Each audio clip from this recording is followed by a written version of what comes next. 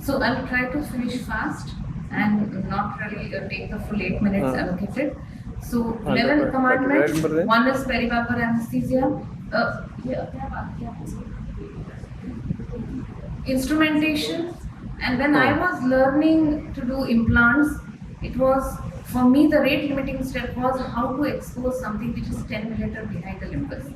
The anterior edge of the implant has to be 10 millimeter behind the limbus. So that was one rate limiting step for me. So that's why I put it exposure, exposure, exposure. Then you learn conjunctival dissection. These are the, if you break your surgical steps into these 11 things, it's a cakewalk for you.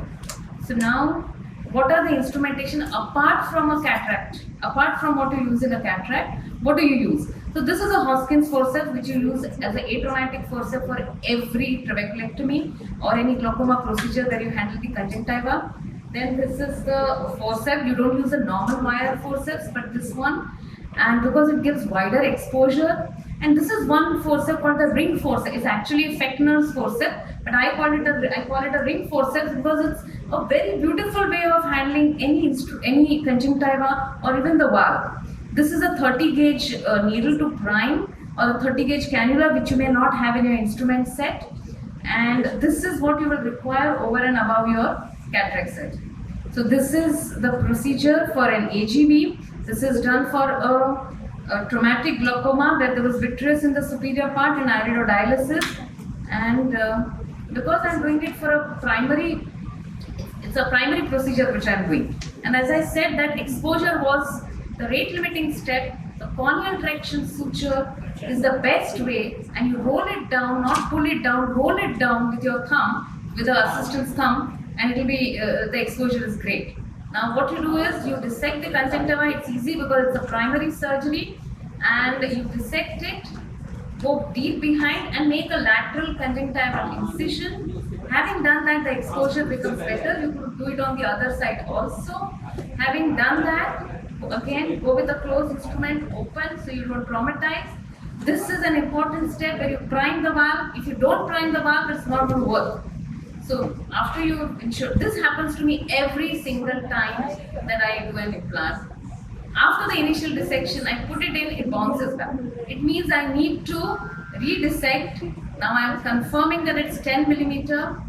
One tip is, when I realize I'm not able to put it back, I decompress the eye. Once I decompress the eye, it stays in place. It doesn't bounce back. And now you suture it with 9-0 or 10-0. 9-0 works for me, and there are two eyelets, and you suture it properly and it will stay in position. Now I'm cauterizing, very little cautery, and here is where I have started doing things differently. I don't use a patch graft. I see no use for extra material inside the eye. So I'm making a very long scleral tunnel. I mean, if you're used to ICS, SICS, there is no problem with this. So do that. Now, as I said, there was vitreous. So in this particular case, I had to have a colleague, the retina colleague, do a vitrectomy, and there is a vitreous, cut the vitreous properly, and it was first stained obviously with triamcinolone. Particularly now superior part, make sure it's completely free of vitreous, and now I'm injecting viscoelastic into the scleral tunnel. Then I go with a 25 gauge needle and dip inside, parallel to the iris, more towards the iris. Now cut the tip, bevel up, and slightly try to slide the tube in. But it's difficult and I have no access in the proximal part. So what I am doing is I am cutting the scleral tunnel so that from this end, now I can have access to the tube and direct it posteriorly. This is one modification I have made in my surgery. So now I have access to the tube. Otherwise it becomes very difficult to direct it inside through a 25 gauge needle. Now here I have put it properly, and you are able to see the tip of the 2-3 millimeters inside the cornea, but now I decide that it's too long. Now I want to take it out, and you'll see how snugly it has fit inside. It won't move. It's difficult to take it out, and I had to make 2-3 tries. Now again I'm re-trimming it, making sure that it is short, and then putting it back inside. This is the ring forceps. It's so atraumatic and so beautiful. It's helped me in my surgeries, trabeculectomy plus this. And now slowly put it inside, make sure that the entire tube is in, and now you will suture the conjunctiva. The same suture 80 which I used as corneal traction suture, I'm using it to suture the conjunctiva. This is a continuous stitch and this is the wing suture. So this is cosmetically it's more acceptable to the patient. If you see a scleral graft, it's really bad. I think we are short of time, so then I will.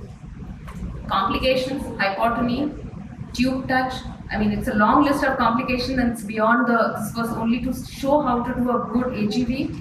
So complications, another lecture by itself.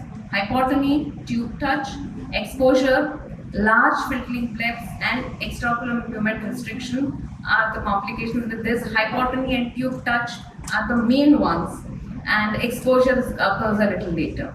So thank you for a very patient